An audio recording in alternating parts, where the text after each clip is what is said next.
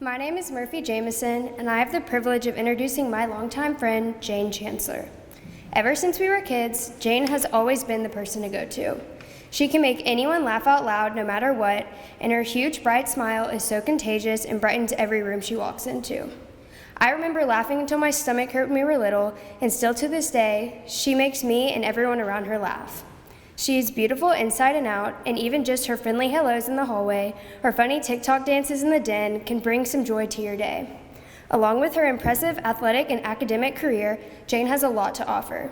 She can be seen playing lacrosse, soccer, and basketball while being a strong student in the classroom, always engaging with everyone around her, willing to lend a helpful hand. No matter what is going on, Jane is there to bring a positive light to any situation. If you have the chance to talk to her, you're gifted with a joyful and kind spirit, rarely finding her without a smile on her face, always leaving you with some wisdom. I have no doubt today will be any different. I can't wait to see what amazing things she has to share with us today, so please give it up for my friend, the one and only, Jane Wallace Chancellor.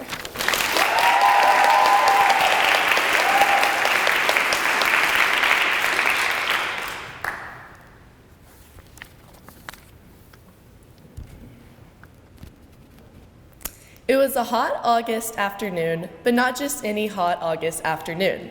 Today was the day I'd waited for a while now, the day we would play the dreaded Briarcrest soccer team. Being known for their aggressiveness and rowdy fans, I knew that playing them, let alone beating them, would be an awesome feeling. It was not until the near end of warm-ups when disaster struck. I was in line for water, mingling with Bob and teammates, when I heard a teammate ask, "Jane, is that your mom?" I knew exactly what this meant. 30 minutes prior to warm-ups, I went to get a rapid COVID test. I had a pounding headache and occasional chills all day long, but I was starting to feel better, reassuring myself that I must have not gotten enough sleep the night before, or perhaps I was just dehydrated. Nonetheless, down the hill comes my mom at a sad, slow walk. I turn to my teammates with wide eyes and jog over to my mom to meet her at center field. "I'm so sorry, Jane," is all I got, with an online positive COVID test on the screen in her hand.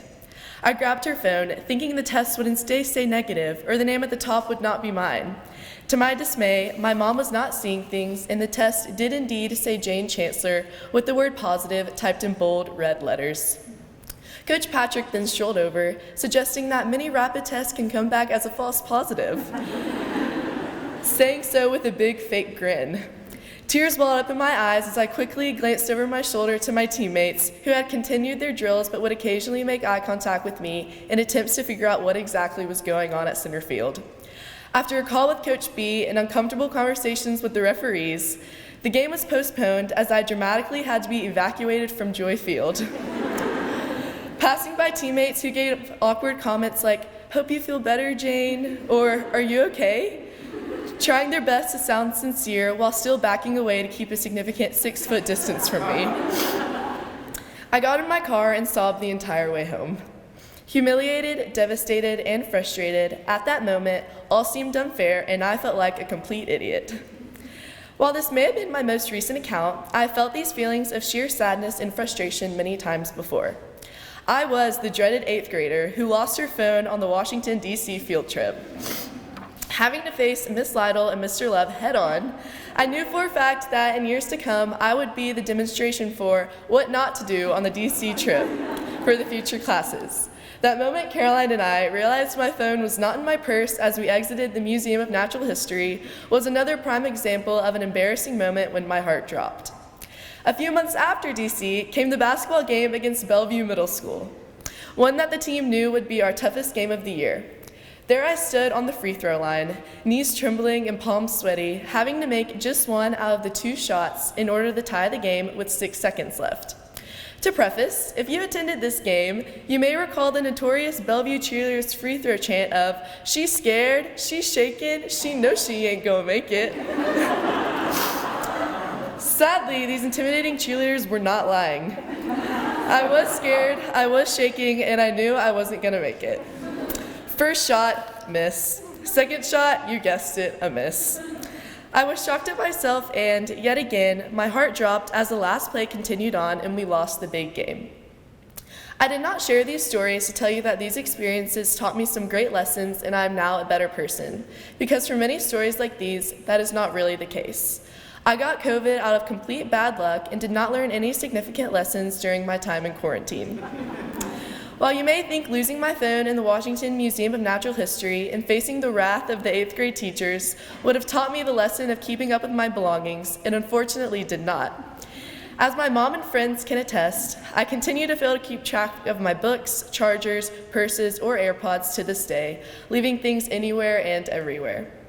Missing those 2 free throws at Bellevue Middle School did not motivate me to make the next 100 shots at practice. Instead, the experience scarred me from ever wanting to be put on the free throw line at the end of a game again. I have grown up with the knowledge that everything happens for a reason, and while I do believe this to be true, it may be more honest to say that many times you simply cannot find one.